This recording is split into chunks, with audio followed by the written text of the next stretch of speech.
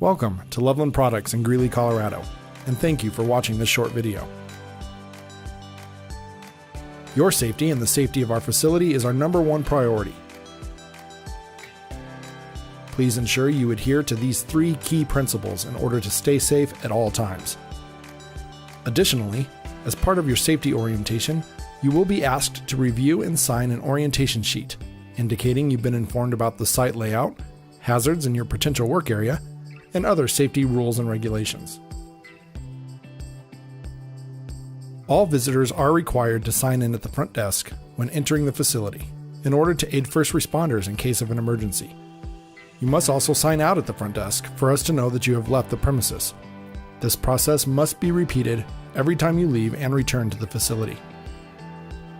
In the event of an emergency, we have established an emergency notification and evacuation plan for the facility. During an emergency evacuation, the safest and most direct route should be used. Please keep in mind that the facility is entirely secured by fencing. To exit the fenced-in area, the one-way turnstiles on the north or south side of the facility should be used. Once outside of the facility, proceed to the flagpole on the west side of the plant near the parking lot. If a different long-term gathering point is required, it will be disseminated at this location. You should not try to get into your vehicle and leave during an emergency evacuation. In the event of an ammonia-related evacuation, locate the flag or windsock to determine the wind direction and head upwind, the opposite way the windsock is blowing, and exit the facility at a safe location. In case of a tornado or other natural disasters, a shelter is available on the north side of the main office. If any other information about what to do during an emergency is needed, up-to-date handy plans have been posted throughout the plant. It is your responsibility during an emergency to ensure you safely exit the facility. General facility rules. This is a tobacco-free facility. The use of tobacco products is limited to the pavilion on the west side of the facility. The use of headphones at this facility is not permitted in the production area. Confidentiality. While at this facility, you may have access to confidential information, which belongs to Loveland Products Incorporated. Loveland confidential information includes information that is valuable to the company and not generally known to the public. When entering Loveland Products, you must agree to hold in confidence any information that is disclosed to you, and you may not remove any information from the facility without the company's written consent. Photographs, videos, and other recordings of any information that you have access to during any visit to Loveland Products is prohibited without specific authorization and review by the plant manager. Although the Greeley facility of Loveland Products is not a process safety management facility, we do follow best practices in safe chemical handling and expect all personnel and contractors to comply with our company policies and safe working practices. Personal Protective Equipment, or PPE. All employees and visitors are required to wear appropriate personal protective equipment, or PPE, while outside the main office. Large PPE signs have been posted throughout the facility to highlight additional job-specific PPE requirements. If there are any questions with regards to any PPE requirement, please see a manager. Standard PPE includes long pants, safety-toed boots, Class 2 high-visibility vest, and clear safety glasses. Clear safety glasses ensure that fork truck drivers and pedestrians can make eye contact. Hazard communication. Safety data sheets can be found both in the lab in the main office and also at the SDS kiosk as you enter into the packaging facility. Hazard awareness, formulation hazards. While in the formulation areas, you should always be aware of your surroundings. The manual formulation process requires several hoses to connect our vessels. Thus, many trip hazards may exist. In normal foot traffic areas, hoses should be routed under crossovers.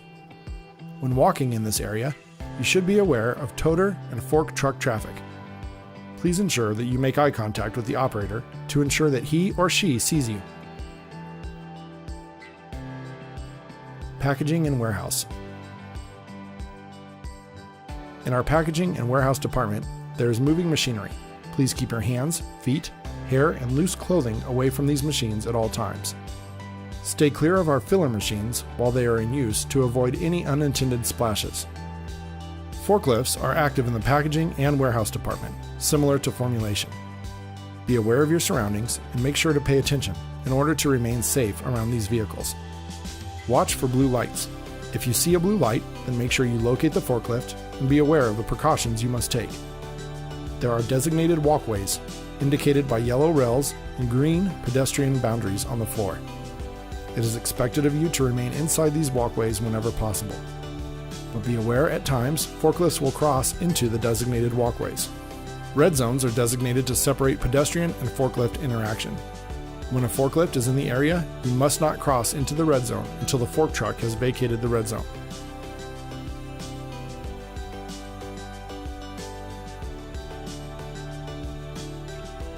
Rail yard. When entering the rail yard, you must again be aware of toter traffic and remember that you must communicate through eye contact with the toter operators before crossing to ensure your safety. The rail yard can include more tripping hazards, including ramps, stairs, and possibly icy conditions.